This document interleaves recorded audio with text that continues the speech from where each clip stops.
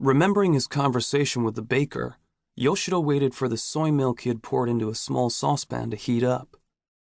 Mumei's teeth were so soft he couldn't eat bread unless it was softened by steeping. When he had seen Mumei's baby teeth drop out one after another like pomegranate pulp, leaving his mouth smeared with blood, Yoshiro had been so distressed he'd wandered aimlessly around the house for a while, not knowing what to do. After trying to calm the waves of anxiety that crashed in his heart by telling himself that, after all, milk teeth were meant to be lost, he had finally put Mumei on the back of his bicycle and headed for the dentist's office. Since they didn't have an appointment, they were kept waiting for over 2 hours. In the humid waiting room, Yoshiro had crossed and recrossed his legs, pulling at his eyebrows or bringing 2 fingers to his lips as if smoking a cigarette as he looked up at the clock again and again. There were some oversized model teeth in the waiting room. Mumei took a large model wisdom tooth and put it down on the floor, pushing it along the red carpet like a toy truck.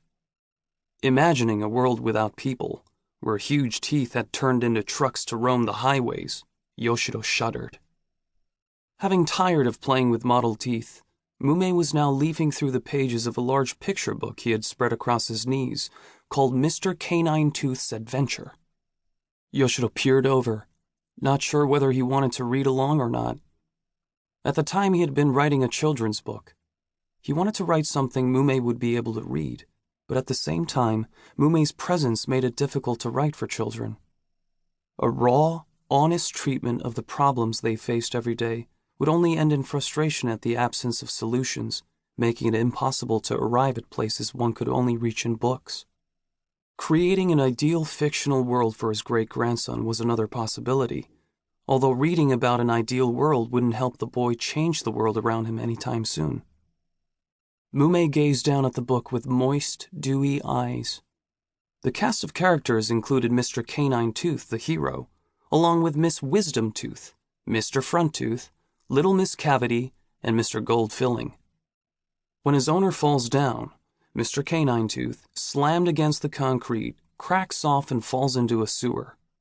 Though the rats don't know what to think of him at first, they eventually make him into a god, installing him in his own shrine. Worshipped as the god of the underworld, Mr. Canine Tooth manages to preside over festivals for each of the 4 seasons until the sewer is flooded in a heavy rain, which washes the shrine away and returns Mr. Canine Tooth to the world above, where a child picks him up, puts him in his pocket, and takes him home, at which point the nurse called Yoshiro and Mumei. "Fallout," Yoshiro mumbled before the dentist had a chance to speak. Still flustered, hoping the dentist didn't think he'd said fallout, he quickly corrected himself. "They fell out of his mouth," adding almost as an afterthought, "his baby teeth, I mean." That was a subject-verb inversion, he was thinking when Mumei grinned, having come up with an inversion of his own. "They fell down. My grades, I mean." "Baby teeth are meant to be lost, so it's natural, I suppose. But I was shocked at how easily his came out," Yoshiro explained. "Teeth usually put up a real fight to stay in, don't they? So why should his just pop out that way, or am I worrying too much?" he went on, sounding more and more desperate as his voice trailed off. The dentist replied coolly, "Any weakness in the milk teeth carries over to the permanent teeth." Though this verdict made Yoshiro feel as if a huge boulder had just been sewn inside his chest, Mumei, with the curiosity of a budding scientist, asked, "What good are milk teeth in the first place if they're meant to be lost?" The dentist patiently answered his question before beginning his examination. And then, when the dentist was finished, the boy came out with, "Thank you for treating my teeth so kindly."